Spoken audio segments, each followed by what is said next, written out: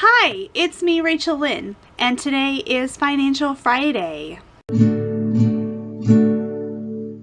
I have a tag video that I got from Freedom in a Budget. This tag is called the Baby Steps with the Debt-Free Community tag. I just thought it sounded like so much fun, and she highly encouraged anyone that wants to participate in the tag. So I will link her channel down below along with the other channels that she also tagged, specifically Debt Kickin' Mom, Wendy Valencia, and Budget Girl, and I will link them down below. I also have the questions down below if you want to participate in the tag. I would love for you to do that, and if you do, leave me a comment down below so that I can check your video out. If you are new to my channel, I am a kindergarten teacher, and I like to post about my teaching journey. I also post about my weight loss journey as well as my financial debt-free journey. So there's a lot of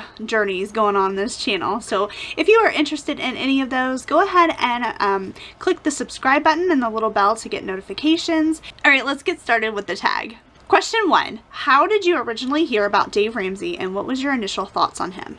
I originally heard about Dave Ramsey from my parents, and I was probably maybe a senior in high school. Unfortunately, I didn't listen very well. I liked him, actually. I really did. I think my dad started listening to him on the radio, and I was like, oh, talk radio, come on. But then I started listening, and I started getting into it, and I really liked you know, the conversations that he had with people and helping people with financial questions. I also attended Dave Ramsey class with my parents. Now, this was a long time ago. I think it was like a 13-week class. It was only in person, and so it was a longer class and than it is now, but I attended with them. I did not pay for myself, and so yeah, I just attended with them, and I really enjoyed it. I could really understand it even on my level, and I really thought that he was a very smart guy. Unfortunately, I didn't heed his advice. I guess I got a lot of other conflicting advice. My parents didn't agree with everything that he did, and so I just kind of like fell into a lot of traps that my parents might have fallen into. But I will say my parents are very grateful to him for his financial planning for the future, as far as like retirement advice and that kind of thing, and so they seem pretty happy with where they are now, even though my parents still do have some debt. It's hard. I don't know. I guess, I mean, I can't completely blame my parents because I did know better, because I agreed with everything that Dave Ramsey taught and preached, and so I liked him and I liked his thoughts and ideas. I just didn't listen to it, and kind of thought I might know better, you know, and then after some time, then I just kind of forgot what he said, and yeah, so that was my initial reaction.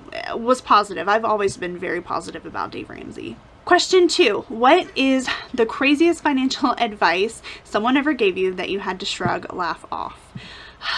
Okay, that would be, I guess maybe there's 2 of them. Originally, I was going to say that I got advice from my parents that buying a brand new car is worth its loss in value compared to buying a used car that needs lots of repairs, especially if you plan to keep it 10 plus years. My car that I bought, it was like 2 years, maybe even less than 2 years old. I've had it for about 7 years, and it has needed very, very, very few repairs. Like, most of the repairs that I've done on my car is like maintenance. Like, a few weeks ago, I needed to get the brakes, like get new brakes on my car. Well, I would need that regardless, you know, eventually. So, yeah, I had to shrug that one off.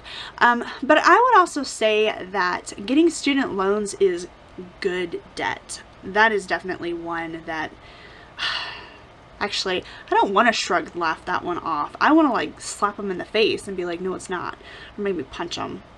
I don't know which. But yeah, there's no such thing as good debt. Question 3, what is the hardest place you had to give up shopping or eating at? That would definitely be Kohl's. I love shopping at Kohl's. I love buying new clothes. They have like everything that I would want to buy for myself.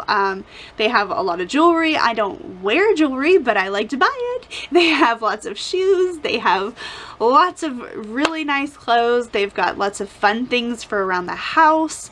Buying things around the house has been easy to give up since I moved back home with my parents. There's nothing that I really need, and I'm not going to replace any of their things.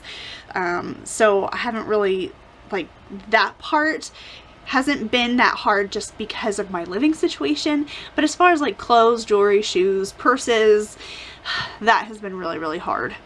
I do still occasionally shop at Kohl's, but only when I absolutely need something. I have sinking funds for buying clothing. I have sinking funds for Christmas.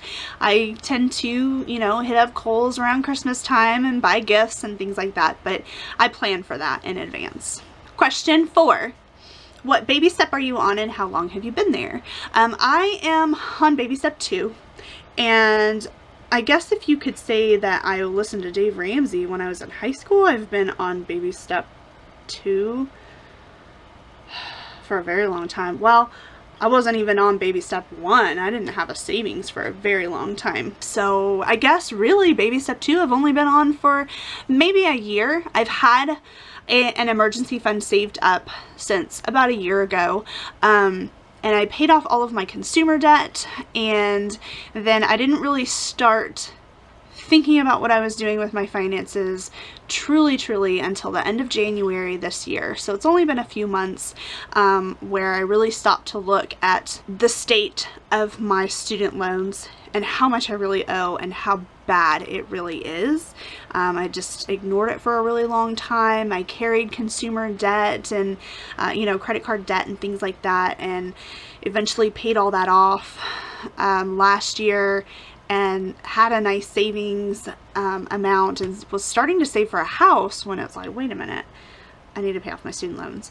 And I didn't really start this financial journey, this paying off, like really gunning to pay off my student loans until the end of January 2018. So just a few months, really.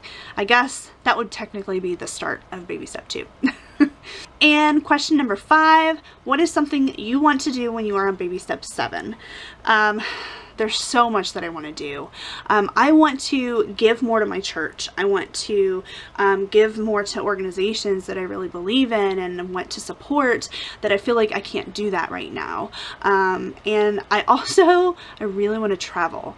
I'm a teacher. I have summers off. I've got vacation built right into my schedule, long vacations. I would love to go to Europe and just like travel for a whole summer and just like travel around Europe, you know, visiting places for 2 months.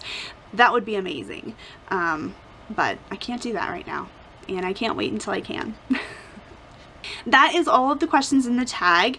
If you enjoyed this tag, go ahead and give me a like. Let me know down in the comments below your answers to your questions. Unless you want to do the video yourself, then let me know in the comments below as well. And that is it, and I will see you in the next one. Bye.